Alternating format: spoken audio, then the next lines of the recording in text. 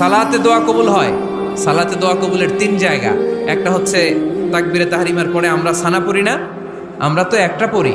আল্লাহর হাবিব সুন্নাহ এবং নফল নামাজে আরো পড়তেন সানা, ওই দোয়া কবুল হয়। দুই নম্বর জায়গা সালাতে সেজদায় পড়ে দোয়া করলে কবুল হয়।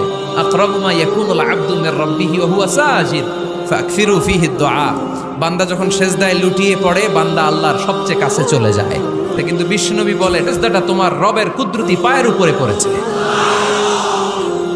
সেজদায় পড়ে দোয়া করেন। সালাম ফিরানোর আগে বিশ্বনবী দোয়া করতেন, লা ইউসাল্লিমান্না আহাদুকুম হাত্তা ইয়াতাআওয়াযা মিন আরবা'a।